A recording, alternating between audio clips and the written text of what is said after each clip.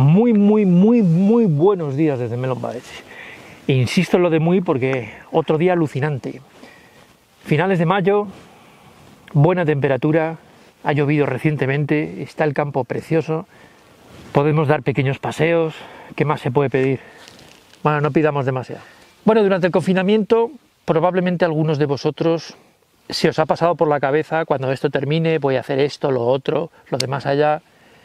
Y algunos de vosotros ha pensado en comprarse una cámara nueva, en grabar sus aventuras, en hacer fotos de la naturaleza. Y muchas veces nos planteamos, al igual que pasa con el material de montaña, ¿qué necesito? ¿Me va a hacer falta esto? ¿Esto se queda corto?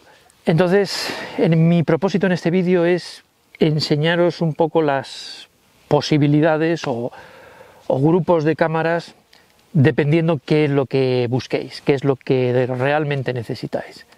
Y unos consejillos para no pasaros gastando.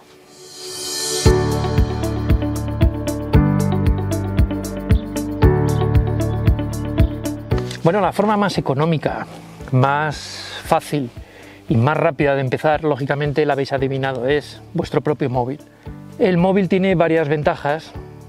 La primera es que ya lo tenemos. La segunda es la inmediatez de uso. Lo solemos llevar siempre encima, por lo cual no hay nada mejor que la cámara que lleves siempre contigo. Si nos gastamos demasiado en una cámara y está guardada en casa, no le vamos a sacar ese rendimiento, ese jugo. Así que un móvil puede ser una buena opción para empezar por esas razones. Además, ocurre también que normalmente cuando vamos de excursión y llevamos la mochila, una cámara un poco buena la tenemos muy protegida, la tenemos dentro de una funda, dentro de la mochila, y es un poco inaccesible. La sacamos en ocasiones muy especiales. Pues es una pena, ¿no? Porque hay cantidad de ocasiones y de cosas que nos vamos encontrando en las rutas que merecen la pena ser grabadas, y el móvil lo tenemos siempre a mano. Desventajas: hombre, la calidad, que va un poco en función de lo que nos queramos gastar. Y ya os digo que incluso aunque os gastéis 1000 euros en un iPhone 11, pues la calidad siempre va a ser la de un móvil, nunca va a ser como una cámara un poquito mejor, ¿no? Hay que admitir que móviles de 300 y 400 euros hoy en día tienen cámaras muy buenas que graban 4K, y lo único que tenéis que tener cuidado es con dos cositas. Una, muy importante, la batería.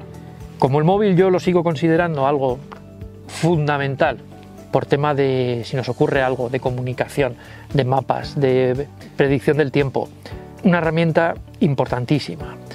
Así que vamos a tener cuidado de no tirar mucho del vídeo 4K o de tener baterías externas, porque si no nos quedamos secos. Otra cosa, la capacidad. El vídeo 4K tenéis que pensar que ocupa muchísimos megas. Por ejemplo, la cámara que está grabando, pues puedo grabar a 150 megas el segundo, a 200 megas por segundo. Entonces, tener eso en consideración, porque a lo mejor un móvil de 64 gigas grabando mucho en 4K se os queda rápido sin capacidad. Lo que sí os recomiendo es, como veis, es un pequeño trípode como estos. Simplemente esto le da al móvil una versatilidad increíble. Me da igual que queráis grabaros tipo selfie, os va a dar más estabilidad, mejor horizontalidad, lo vais a dominar mucho mejor. Pero me da igual que para hacer panorámicas o tilts, lo que queráis es mucho más estable y más manejable el móvil. No solo eso, si queréis llegar a sitios más inaccesibles o tomas desde un ángulo diferente, tenéis muchas más posibilidades. Pero también imaginaros que tenemos un atardecer precioso, podemos hacer un timelapse y dejar el móvil en su trípode. Y por supuesto, si queréis haceros fotos o vídeos de vosotros mismos, pues practiquísimo. Todo esto por 10 euros, os pongo el link en la descripción como siempre. Puede ser que os vaya más, o tengáis ya una cámara de acción, una de estas chiquititas, porque puede ocurrir que lo que queráis grabar o fotografiar esté más orientado a cosas de acción. ¿En qué se diferencia normalmente una cámara de estas de un móvil? También tiene un sensor muy pequeño. Lo que se diferencia principalmente es el ángulo de visión, pero las cámaras de acción intentan tener un gran angular para captar mucha acción de lo que está ocurriendo. Simplemente a esta distancia me está grabando a mí y a mi entorno, sin tener que alejar demasiado la cámara. Esto es muy práctico, lógicamente, para la gente que hace bicicleta, que va en moto, que hace incluso escalada, deportes de extremos. Te capta a ti, te capta la acción. Desventajas, bueno, supone un gasto adicional si tienes un móvil, otro trasto más, ¿no? Lógicamente, otra batería más, otra tarjeta de memoria más. Son gastos y lo que quieres hacer está muy enfocado a la acción y a que se te vea a ti haciendo cosas, pues puede ser una opción. Lógicamente que todo depende del precio, no tiene nada que ver la calidad de imagen de un chisme de 50 euros que uno de 400. El sensor, como repito, tanto igual que en el móvil, es muy pequeño, los objetivos, pues fijaros, no es nada, y entonces no podemos pretender grandes calidades ni por la noche, ni a contraluz. Están bien, depende para lo que queréis. Para un uso normal, oye, vamos de hacer una ruta y quiero grabarlo todo y tenerlo un poco bonito, yo creo que puede ser más útil un móvil, ya que móviles y cámaras de acción compiten un poco, incluso ya hay móviles con cámaras de gran angular, así que os lo dejo a vosotros. Lo mismo para este tipo de cámaras de acción, un mini trípode de estos y al siguiente nivel.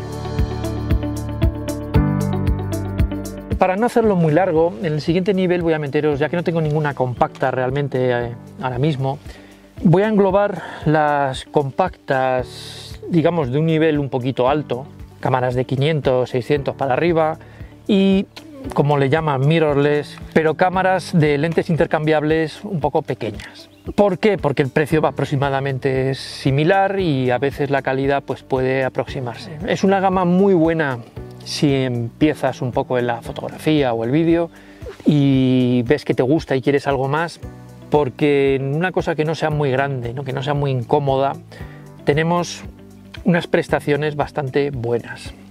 Y el precio, porque el precio en la fotografía del vídeo es absolutamente una locura, pues es un precio contenido. Me da igual la gama Canon, pequeñas, las GX, hablamos de las Sony, por supuesto, las RX. Ese tipo de compactas os van a dar mucha calidad, el sensor es bastante más grande que en el móvil o que en una cámara de acción. Hablamos de un sensor en diagonal de 1 pulgada y creo que es una opción muy acertada. Yo tuve la primera RX100 y teniendo una funda que puedas llevar en el cinturón o que puedas llevar a mano, pues es una cámara que la puedes disfrutar, que la tienes a mano siempre, te da muchas mejores fotografía o vídeo que un móvil o una cámara de acción, ¿no? En cuanto a algo más que las compactas, pues hombre, entraríamos en un terreno donde estarían, como os digo, las que llaman sin espejo, las pequeñas, que son sensores un poco más grandes que las de estas compactas que os digo, de 1 pulgada, son sensores micro 4 tercios. Son cámaras un poquito más complejas, quiero decir, las prestaciones son un poquito más amplias y añadimos la gran complicación de los objetivos. Y esto sí que es una gran complicación, ya os digo, porque a mí ha sido una cosa que siempre me ha tenido, me meto, no me meto, porque claro, si una cámara vale 650 euros y un objetivo vale 700, pues te quedas así un poco diciendo, esto me rompe los esquemas, ¿no? Y no hablemos si nos metemos en cámaras ya de mucha más calidad, donde hay objetivos que valen entre 2.000 y 2.500 euros, ¿no? Esta es la Panasonic G80, ya hice un vídeo, por aquí arriba lo tenéis. Es una cámara que después de yo andar probando cosas, me ha convencido en muchos aspectos. Lo resumo muy rápido. El 1260 que venía en este kit, el kit completo por 650 o 700 euros, y es un equipo de batalla increíble, una cámara durísima, que aguanta lluvia, nieve, polvo, bajas temperaturas, ha recibido ya roces de todo y ahí está, como el primer día. Fotografía no es la gran maravilla, son 16 megapíxeles, pero en vídeo 4K 100 megas por segundo, increíble. Este vídeo no se trata de marcas. Si queréis algo similar en Canon, incluso con un sensor un poquito más grande, os puedo recomendar la Canon, la M50. Yo la tuve, pasa que a mí para vídeo no me convenció. Tiene algunas limitaciones, pero es una cámara muy económica, creo que está ahora en 550 euros y es una cámara estupenda.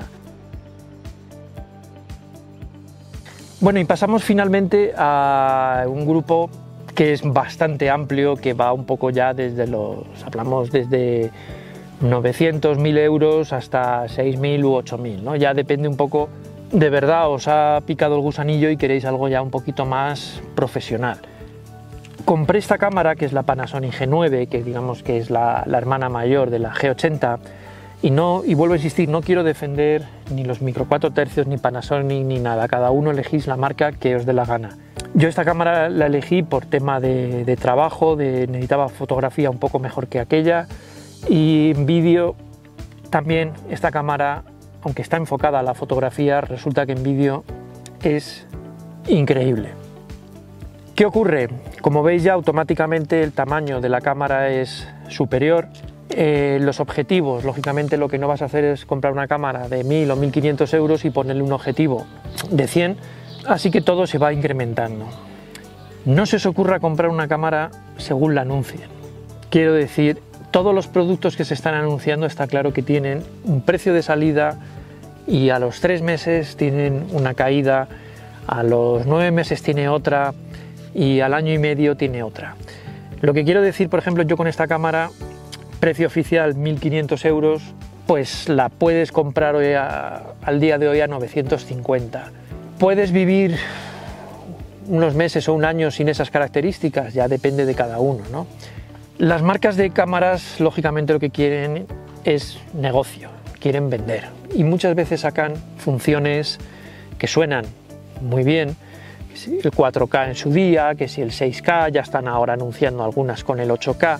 Mi pregunta es, al cabo del día, ¿qué es lo que vais a utilizar? Segunda cosa, tema de dónde comprar estas cosas. Vamos a ver, por ejemplo, no recomiendo comprar en AliExpress si viene de China algo caro, porque no estamos, la verdad, muy cubiertos en el tema de la garantía. Tampoco lo recomiendo comprar en eBay si viene de Hong Kong, porque nos podemos encontrar con impuestos, nos podemos encontrar con líos. Intentar comprar páginas que sean conocidas, que el envío aseguraros que sea desde Europa, no digo ya desde España, desde Europa puede ser, vais a estar cubierto en tema de impuestos, esa es siempre la mejor opción. Así que resumiendo, yo esperaría unos meses a que el producto que os ha llamado la atención baje un poco de precio y alguna promoción. De esa manera puede marcar una gran diferencia, ¿no? Pensar vosotros para qué lo queréis, qué es lo que necesitáis, qué es lo que vais a utilizar y a por ello, a disfrutar. Y nos vemos en el próximo vídeo.